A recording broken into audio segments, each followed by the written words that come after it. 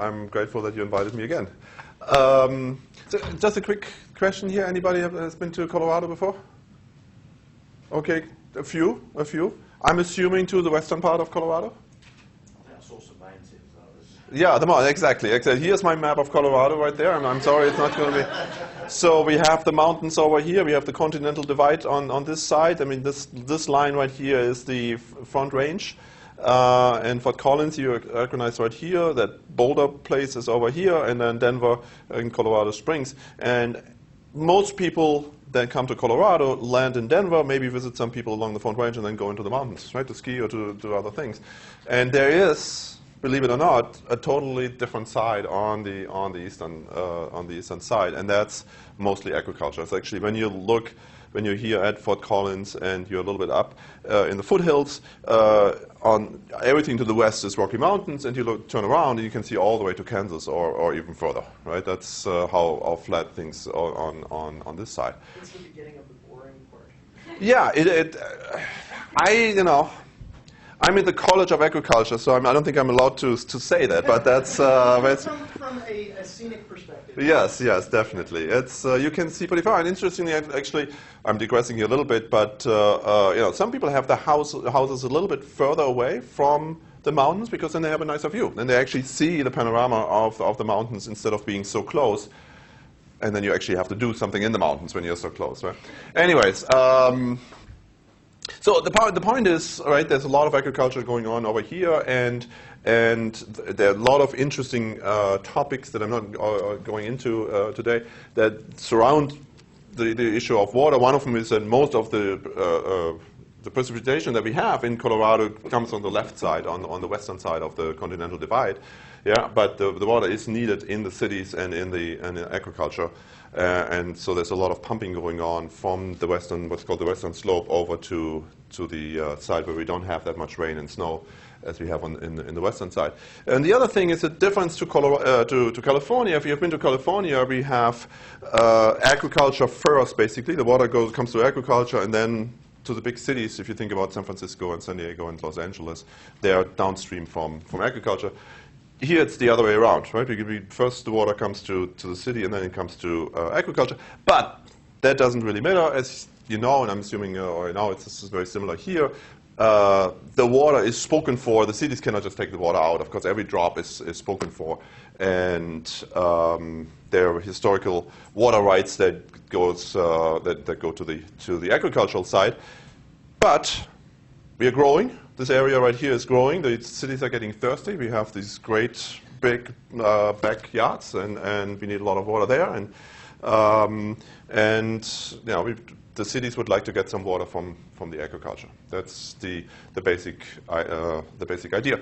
So what that means is right now, fundamentally, if you look at the title, the interaction of markets for temporary and permanent water transfers. So on a very basic level, the main form of water transfer from agriculture to the cities is permanent. And I have a little graph right here and at the bottom, right? So the agriculture has their water rights, and those water rights give, depending on how much water we have in a given year, a certain percentage of how much water is going through the area to everybody who has a water right.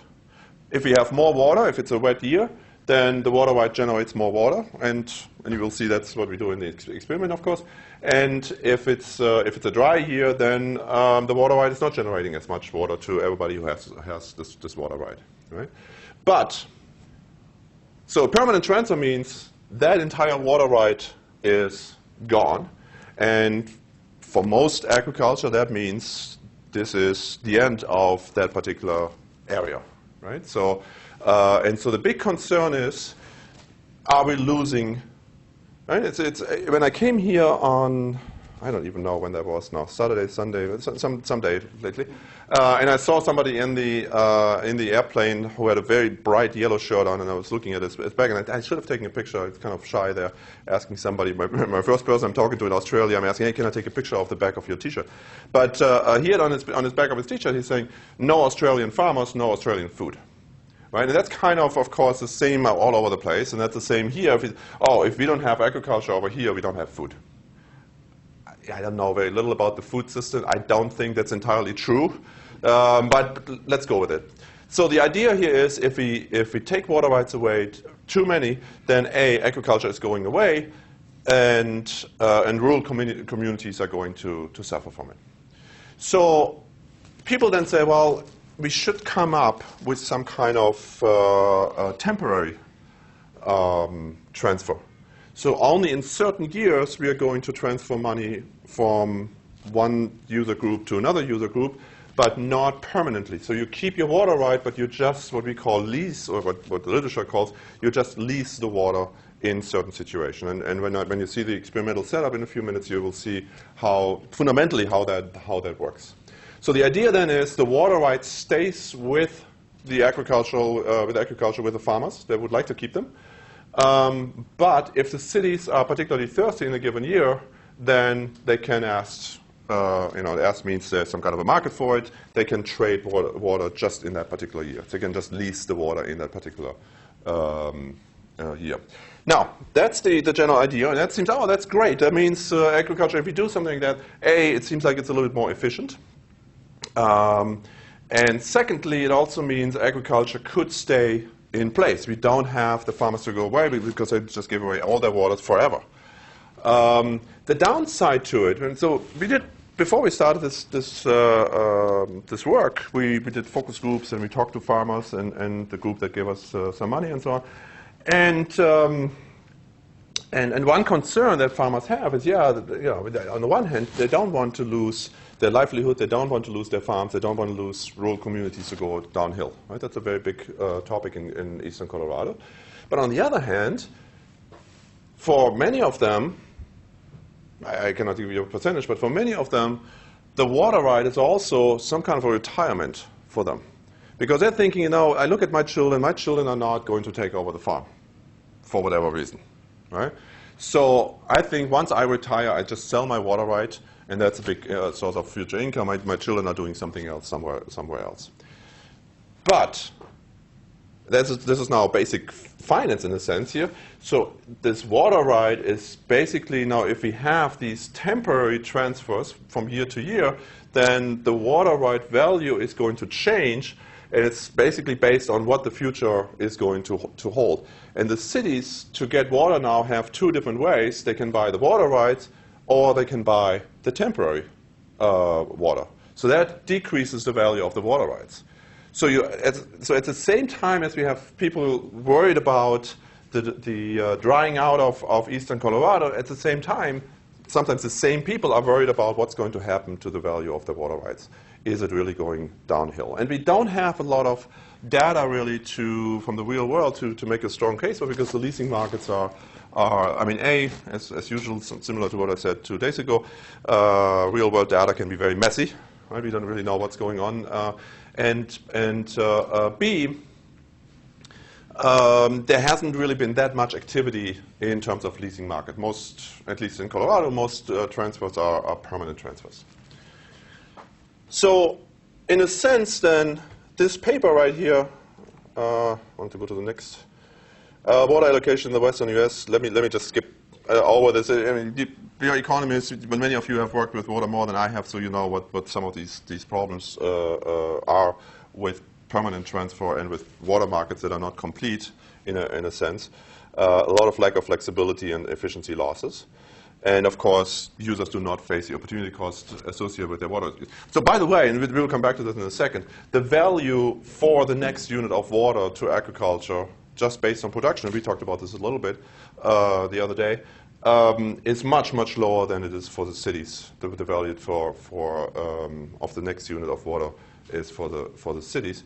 And so there is some inefficiencies by not having water being transferred from here to here. And that was, of course, one of the ideas why even have these leasing markets in there, to decrease inefficiencies, right? To guarantee more often that the water is in the hands of the people with the highest value. So the research question, based on our conversation that we had with farmers and others before, is basically, okay, if we do what we call unrestricted leasing, and I will put some meat to it in a few minutes, what unrestricted leasing means. if we have unrestricted leasing, what's going to happen to a couple of things? What's going to happen to the distribution of wealth? So Steve and I had talked over the last few days about efficiency versus equity and equity considerations. Right? So what happens to the distribution of wealth between cities, if there are a unit of some sort, and farmers? What happens to rural communities if leasing is in place compared to no leasing or no unrestricted leasing is in place? Is that going to help agriculture? Because that was the basic idea, right? That agriculture stays viable somehow. What happens to the value of the water rights if it's really some kind of a retirement bond? And then the general idea that I mentioned before, what happens to efficiency. So these are the kind of the different things that we are looking at, equities in there, efficiencies in there, and then just the rural communities. That's basically the more water we have, the more production we have, the more lively the rural community is. Or the other way around, if you take water out, then the rural communities are going to die. Right? So these are the different research questions. These are the different things that we're going to look at, that we're going to talk about in the next 40 minutes or 30 minutes. And let me show you how I'm going to do this. By the way, this is a picture right here of some of the farmers. So we did this mostly with the data that we have right here, all with students, but we do have, we went to one of those farmers associations and did the experiment with them and got very similar results. It's not quite as clean, that's why we don't have them in the paper, right? People were constantly talking to each other and all that kind of stuff. But this guy right here is Manuel, and Chris and I like to think that after he participated in this experiment or saw what happened in the experiment, and he said, "Oh man, this is exactly like our situation that we have here with the water rights and so on." So you realize what was going on, even though we keep. I think the water is in the instructions, but nothing else is in there. So it's nothing about water rights and nothing about farmers and cities and those kind of things. But he recognized what's going on, and then shortly after, he sold actually his water rights. Do you need to feed farmers during an experiment? I don't know if they brought their own food right here. I don't remember that. Yeah. So yeah, as I said, it's not quite the clean. It was half educational in a sense and half serious. And so we did have the data for it, but we didn't because of that food right here. We didn't use the data actually in the paper. Okay, so how are we now doing all this in the experiment? And those, if you have done these water market, and I know some of you have, if you have done these water market experiments, or market experiments in general, they can very quickly explode on you, and we need to keep, it's simple but not too simple. That's always, of course, the difficult thing to do with an experiment, right? It's funny when you do an experiment, here's the experimental economist and here's the non-experimental, the practitioner, right? And the practitioner wants to have the entire world somehow in the experiment and basically a one-to-one replication. And the experimental economist is just saying, no, I just would like to have where they push either A or B, and that's it. And then you have to meet somehow in the middle to get something reasonable. So we have two player types here. Those who can sell water rights, those are our farmers then, right? Because if water rights are being sold, they're always going from the farmers to the cities. And each year has a couple of trading periods and something else going on. So in trading period 1, in the market for the water rights, remember now I make the distinction between the market for the water rights and the market for water. So in the market for the water rights, these people, the farmers, are getting revenues from selling these water rights. Then, so that's happening at the beginning of the year. Then we have an announcement about what the weather is going to be like, and I will tell you in a second what that means. But when they sell or buy water rights, when they trade water rights in the first trading period, they don't know yet what the weather is going to be like, right? But then they get some idea about what the weather is going to be like in that particular year. And so now in period 2, they know how many water units they have. So remember, each water right generates a certain amount of water units depending on what the year is like, right? If it's a dry year, a wet year, or something else. So in trading period 2, now they actually buy or sell water. So it's not just that they, like here, they're just selling the water rights. Here they can buy water or they can sell water in trading period 2. And then that water is the only input in the production of the other good, which for the farmers means, and well, this one is the farmers means, some kind of agricultural good, and they have revenues from, the more water they have, the more produce, the more revenues they get from production. So that's their stream of profits, and in a given year. And then we have those who can buy water rights, and those are the cities. And they have the same down here, except the other good is something else. They're not selling agricultural good, but they still have to make people in the city happy, developers happy, and so on, by providing the water to people, right? So they're not profit maximizing in the real world. Of course, here they are, but in the real world, they have some other issues that that they have to deal with. They minimize complaints. Right? That's one of the. But in general, we're still assuming here that they're maximizing some other good, and need water for that. And the more water they have, the happier the customers are, and so on. But the only difference then is that at the beginning right here, they have costs from buying these water rights. So that's 1 year. And each round, we're playing in total 5 rounds. Each round has 3 years. And so every year has, in reality, of course, it has infinite years. But what we'd like to do is we would like to have several independent rounds instead of just having one long experiment. When you have these kind of dynamic experiments, it makes sense to break them up and restart at some point, because otherwise, if you just have one long year with one long round with a lot of years, and people make mistakes early on, they will never recover from it. Right? So we broke it up in several rounds, and each round has 3 years, and each year has this trading period. Here we go. Each year has a trading period for the water rights and then for the water itself. Yes? Just one clarification. Yes. Water right, market for water rights, market for water, are they measured in the same units? What are the units in which they're measured? What's actually sold and Not there yet. Not there yet. So I will get there. Actually, I think on the next slide. So 5 years, and we also had a little practice round, so that you just get used to what's going on, so these 5 rounds are independent from each other. Before I come back to yours, just who are the players actually? So we have 2 cities, and we have 6 agricultural users, 6 farmers, if you will.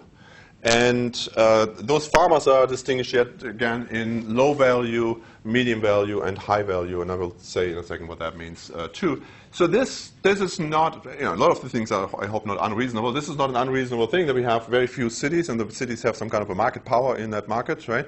And we have many farmers. Right? That's in California the case. That's in Colorado the case. I'm assuming it's here very similar too.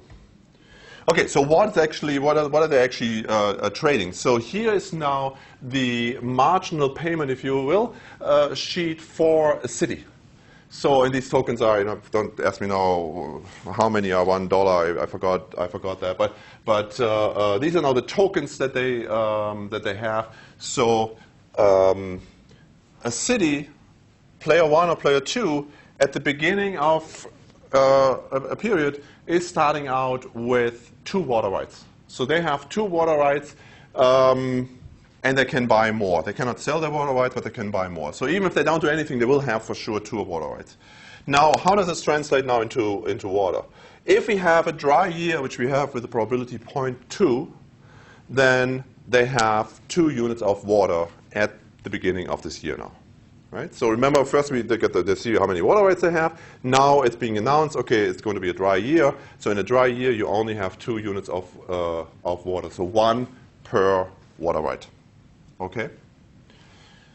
If it's a normal year, which we put the probability at 0.6, then each water right gives 2 units of water. So that means a city starts out with having 4 right here, and is willing to pay up to 70 to buy a 5th unit of water. That's how you interpret these marginal values, right?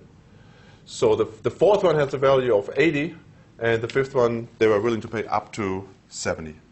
But if it's a wet year, then they start out with 6, because they get 3 units of water per water year. They start out with 6, and they're only willing to pay up to 50 for a 7th. So now they're trading in the water rights market, they're trading the actual rights. So each time they buy a right, then basically they're going down this list right here. So let's say this person, instead of 2, starts a year now with 5 water rights. So that means in a dry year, that's how many units of water they have. Then in a normal year, that's how many units of water they have. And then in a wet year, they're actually down here where they don't have any value for getting any more water. So that's the case where they would actually like to sell water back to the farmers because they don't have any value anymore for these high units. There's a certain number that they have to justify, and then the value becomes 0, the marginal value. Right? Where are units of water actually? What you show is the price, is it? No, it's not the price. It's the marginal value. Marginal value, but how many units of water do you have? How do you know? Well, they know at the beginning. So again, so if when the experiment starts in trading period 2, in trading period 1, the cities they start out with 2 water rights. Now the announcement is being made: dry, normal, wet, and now they know how much water they actually have. So when they trade water rights, they don't know what's going to happen the next 3 years. It could be that each year is going to be dry. It could be that each year is going to be wet, or most likely there will be some normal years, right? Because it has the highest probability, and that's normal. One other thing here: over time, cities are going to be more eager because they're growing, to get more water in the future. So some of the cities, that's based on the idea that cities are already buying today water rights that they don't really need in the future, that they don't really need right now, but they will need in the future. Right? And so that's why they already, again, this lack of flexibility, they have to buy something right now, even though they're not using it right now, but they're using it in the future. So that's reflected in this increase in marginal value per unit, as well as more units have value. For a farmer, things look different. I mean, the numbers are, in this case, an order of magnitude smaller. And they have value all the way up to here. And they start out with 6 water rights. Each farmer has 6 water rights, which means in a dry year, in a given year, they're right here. In a normal year, they're here. And in a wet year, they're down here at 18. Okay. So does that help, Steve? Now, I mentioned it on whenever it was, a couple of days ago. I like the 2x2 design. If something doesn't work out with one variable, it might work out with the other. In this particular case, what we have is, this is the unrestricted leasing where everybody can buy water, not just water rights, but water in every unit. What we have already in place is leasing within the same use. So agriculture can lease to each other water, and cities can lease to each other water. That's already in place now, and so the alternative to so the 2 different treatments. In the one treatment, only the cities can lease water to each other, but they cannot lease from or to farmers, and the same with the farmers. And then in this one right here, everybody can lease to everybody. So this trading period 2 is very active, much more active. Right? The other one is the no bulletin board and the bulletin board. The farmers are very, very worried about that prices that they pay to the cities, or that cities pay to them rather, get out. They would like to keep it kind of, they don't want to give too much information away. But at the same time, because we have this, this is now from industrial organization basically, we have this very unequal market with just 2 cities and 6 farmers. The cities might be able to actually pick farmers up one at a time, and the farmers don't even notice it when they don't see. So the bulletin board shows the prices that everybody is paying, right? If there's no bulletin board in place, and I think on the next screen right here you will see what that means, then the farmers cannot see, without bulletin board, they cannot see what others actually are paying for, or what others are getting for their price. This is the interface right here of a market. So this is the market for water rights in trading period 1, but it works very similar in trading period 2 with the leasing. Just to give you some idea what's going on here, they put in a price. This is a city. They put in a price and they say with whom they want to trade. Put in, enter your offer, and then this one right here is the bulletin board. So this is a treatment with a bulletin board where all the prices are being shown, and then the treatment without bulletin board, we just left that one blank. Right? Down here is just the history of, so what offers do you have from others, and what are pending offers from you, pending offers to you. So these are offers that you made to somebody else. You can withdraw them if you will, if you want. And these are offers to you, and you can either accept them or reject them or just leave them up there. And then here's the history of what happened in just with your water rights. So that's the general setup. We have C-tree. We had 200 plus subjects, different majors and so on. And then also the 2 sessions with practitioners that I mentioned, about 100 minutes per session and $25 on average, and of course a huge fluctuation around those $25. Any questions on the setup? Does the setup somewhat make sense? It's a lot going on. And again, that's the problem with, a dictator game is so much easier. Okay, here $10, what are you going to do with it, right? These market experiments here, yeah, there's a lot of stuff. Yes? First, I thought that unrestricted, restricted, obviously I was wrong, was having water rights over several years versus having water rights over only 1 year. No. So water rights can go only in one direction. If there's no trading of the water rights, then they always stick with the water rights that they have from year to year, right? If there's trading, then it's trading from the farmers to the cities, and then the next year, year 2, the farmers have fewer water rights to begin with, and the cities have more. And then in year 3, if there's more trading going on, even more so, right? And that's true in both treatments, right? So the unrestricted leasing is just for trading period 2. Whether they can trade, everybody can trade, so that's the unrestricted one, or the restricted one is I can only trade to my to the other farmers or the cities among each other. And do the participants see their future value for that table that you put up? Yeah. They have the table. There's some, and again, that's one of the reasons why we have it in these 5 independent periods. Of course, it's it takes a little bit of ability to really realize what's going on, and they learn over time to understand a little bit more of what's going on, right? So this asset is giving returns every year, and they need to understand how much returns it gives. Plus, it's an expected value because you don't know what kind of year you're going to have in the future. Right? Okay, so all right. So what are the different things we're interested in? I just present you some simple numbers and hope you will get the idea. So what about water rights ownership? Because remember, unrestricted leasing, the idea is that the water rights are actually staying with agriculture. Right? That was the motivation for it, so that we don't dry out agriculture. So we would like to have the water rights staying with them. Is that going to happen or not?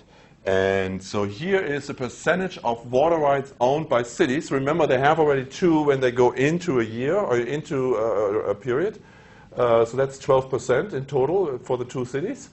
And here's the distinction. In bold means it's somewhat significant. I think 5% or something, I forgot. But it's somewhat significant. If there's only restricted leasing, which is within group leasing, then the cities will have 65% of the water rights at the end of a period. But if we have unrestricted leasing, it goes down to 55. And the flip side of it, of course, is farmers keep 45 instead of 35. So that has the intended effect. The unrestricted leasing has the intended effect on who is going to, at least to an extent. I mean, we still have 55 going to cities, but That's contrary to what I would have expected. If you don't restrict, more water would go to cities, right? yeah, more water. But this is right now water rights. So, and here's the idea, right? I'm a city, you are a farmer. I would like to get your water, and if it's restricted, if it's just within group leasing, I need to buy the water right from you basically to have it. But if it's an unrestricted leasing, I don't need to buy the water right from you. I can just lease the water from you in the trading period too. So that's why I don't need to buy the entire right. Right? That was the motivation of it, and that's exactly what we see here. Cities are less eager, less incentivized to buy the entire right. They'd rather just buy the water itself in the second trading period. Right? And who is going to sell the water rights? We have these three different, that's within the farming community, of course, the other thing. The farmers are not very homogeneous among themselves. I showed you only one set of numbers there for a farmer. I think it was a high-value farmer. So the other two types of farmers have lower values, right? They have farming a little bit as a hobby or whatever they do. So they have very low-value crops, right? And so who is actually getting or who is selling water rights? And so the biggest one that we see is if it's restricted, those high value are selling 5.2. Just, again, the numbers don't really matter so much, but what you see here is it's particularly them that are now keeping their water rights. Right? So they're not selling their water rights anymore in the trading period. They rather keep them for themselves. Are the two cities exactly the same? The two cities are exactly the same. The two cities are exactly the same, and then for each of the three types, there are two that are also the same of the three types of farmers. Right? So this is a running sheet right here. We will come back to that just to highlight the results. Leasing reduces the number of water right transfers, okay, because water is being transferred in a different way, and that's particularly true for high-value ag. So that's the good news. That's a good story right here, right? That's what the farmers, that's why they're talking about leasing to begin with. Now, what about actual water use? And now we're coming back to what you were saying. Right? So what about the actual, how much water do they use at the end of a year for their production? Because remember, that was the last thing right here in that setup. They're using this water not because, to take a shower or anything, but actually to produce something with it and to get a return on the water. And the more water they're using in a given year, the more likely, the more lively the agriculture still is.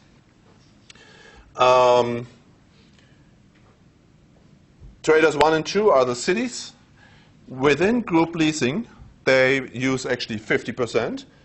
With unrestricted leasing, they are only using 44%. So that number is actually going down. The cities are using less water now because they don't have to buy always, buy this huge thing when you only need that little. So now they can buy much more. They see, oh, it's a dry year, I need to buy a little bit more. Oh, it's a wet year, I don't really need to buy anything. Right? So more water stays in agriculture. That's good. Let me just, for the sake of time, you go on right away to the next one. So leasing results in more water in agriculture, specifically high-value ag. So far, this is a good story for the farmers. But now let's talk about profits. Right? First, the relative, this is a little bit complicated, bear with me here on this one. The first one, which so this is conditional no lease production profits. What I mean by that is this. So assume we are done with trading period 1. We have a certain amount of water rights.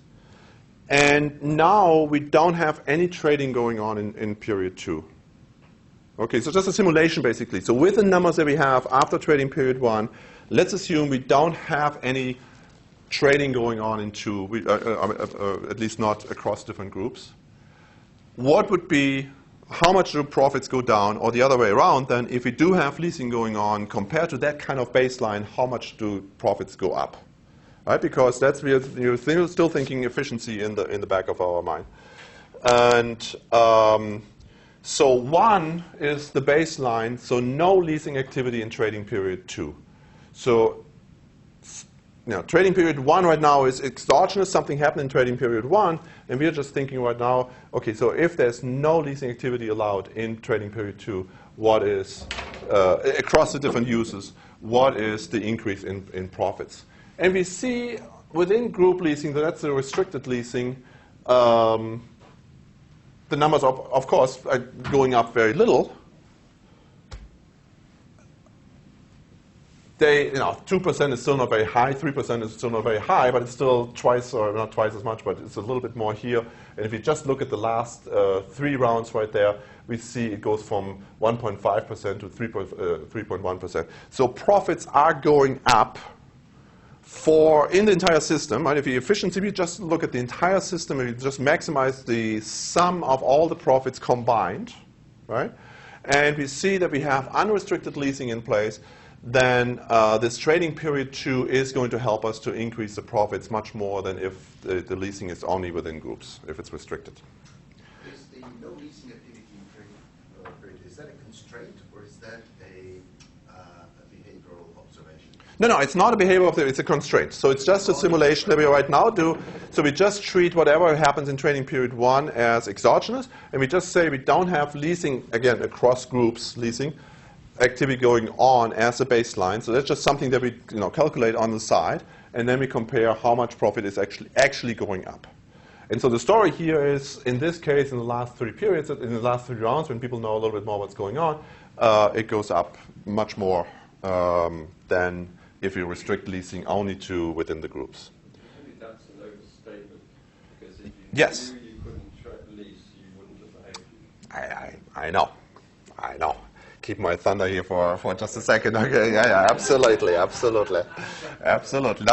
that's so, and it helps then. Remember, the leasing was supposed to help with situation where we have particularly where we have a dry year. So if there's a dry year, if there's a drought, right? I mean, you guys know drought very well, right? California knows drought really well. Colorado knows. So in drought, suddenly the cities are thinking, "Whoa, this is terrible. We need to get the water, right?"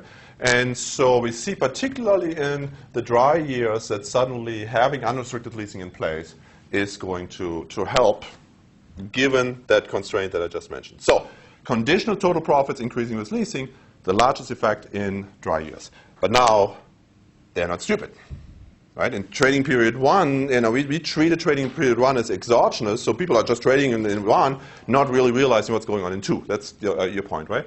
So it makes more sense to actually look at the actual profits when they think about in trading period 1 already, well, do I need to buy a water right or not, right?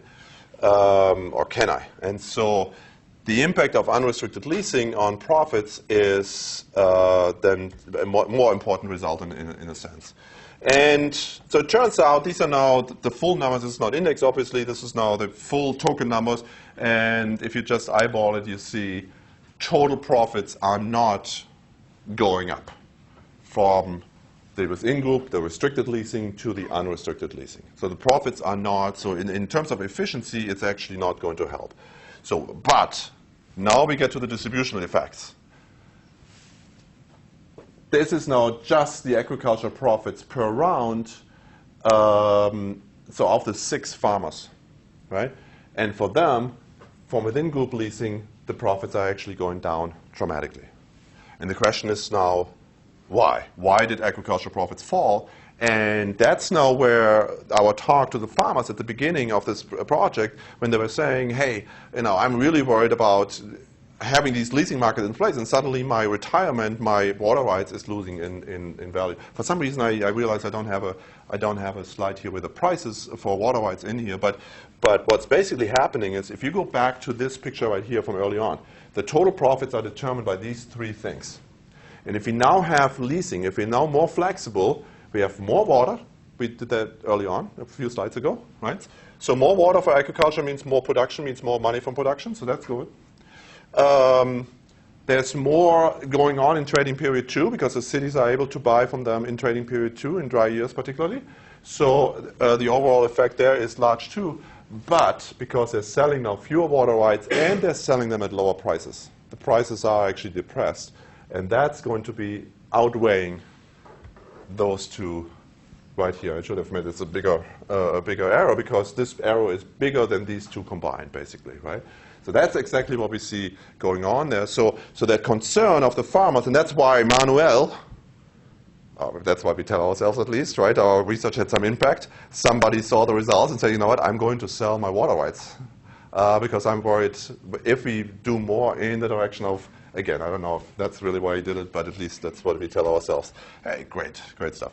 So there's a lot of information on here, but these are the 3 different kind of, basically the 3 boxes again that you just saw, right? So the water rights income, the income from net leasing, so sometimes you lease out or lease it from somebody, and then the production profits in the last part right here. And then for each one of these 4 groups, the restricted leasing versus the unrestricted leasing. And of course, when it comes to the water rights, because cities can only buy water rights, they have, of course, a negative sign here. And you see they're buying very few water rights here and at a lower price. So they're only spending 533, which is the sum of these three right here, right?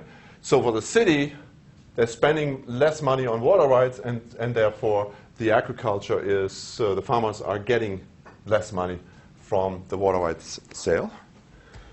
Then we have the net leasing income. There's a zero here because there are only two cities that can lease to each other. And if I lease to you, you make $5, I lose $5, we're always going to be at zero, right? So that's the zero right here. But they're leased in trading period 2 from the farmers, and so do the high value agriculture. So they have negative numbers right here, and the farmers have positive numbers there. But then the production profits, where you take that table that I showed you earlier and calculate what the profits are, given how many water rights you have, how much water you have. Production profits for the cities do not really change. So that's coming back to what you were saying. So they get their water, right? They get the water one way or they get the water other way. And that's actually kind of neat. I mean, that's really what we observe with cities. I mean, at the end, cities just want to have the water. How they get it, they don't really care that much about. And the production is somewhat similar. High ag has more from production, so that's again the motivation that high ag is high value ag is staying viable longer.